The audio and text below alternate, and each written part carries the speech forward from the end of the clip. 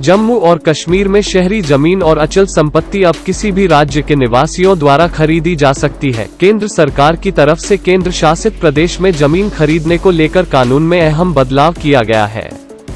मंगलवार 27 अक्टूबर को जारी एक अधिसूचना में कहा गया है कि राज्य का स्थायी निवासी होना मानदंड के रूप में छोड़ दिया गया है। गैर कश्मीरी भारतीयों के लिए हिमालय में भूमि खरीदने का मार्ग प्रशस्त करता है। क्षेत्र पिछले साल तक इस क्षेत्र को एक विशेष दर्जा प्राप्त था, जिसे भारतीय संविधान द्वारा गारंटी दी गई थी, जिसने इसे स्थायी निवास और संपत्ति के स्वामित्व के बारे में अपने नियम बनाने की अनुमति दी थी, जिसके बाद कई कानूनों में बदलाव का मार्ग प्रशस्त हो गया था।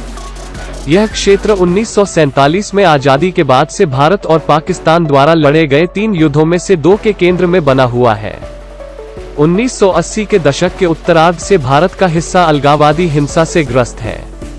अगस्त 2019 में भारतीय प्रधानमंत्री नरेंद्र मोदी की सरकार ने इस क्षेत्र की स्वायत्तता को समाप्त कर दिया।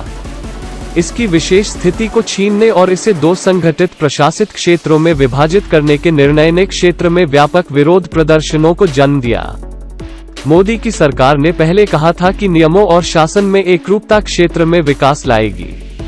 स्थानीय नियमों के अनुसार भूमि नियमों में नवीनतम संशोधन सभी भारतीय कानूनों को लागू करने के लिए सरकार की नीति का हिस्सा है, जो स्थानीय और संघीय सरकार के अधिकारियों ने कहा है। भूमि कानूनों में संशोधन जम्मू और कश्मीर में किए जा रहे संरचनात्मक परिवर्तनों का महत्वपूर्ण हिस्सा है। इस क्षेत्र को देश के किसी भी अन्य हिस्से की तरह नियंत्रित किया जाना चाहिए, नाम न छापने की शर्तों पर गृह मंत्रालय के एक वरिष्ठ अधिकारी ने कहा।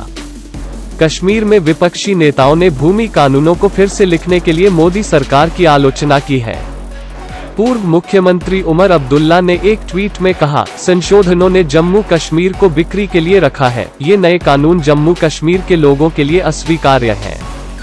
अब्दुल्ला पिछले साल कश्मीर की स्वायत्तता को खत्म करने से पहले हिरासत में लिए गए 5000 लोगों में से एक थे।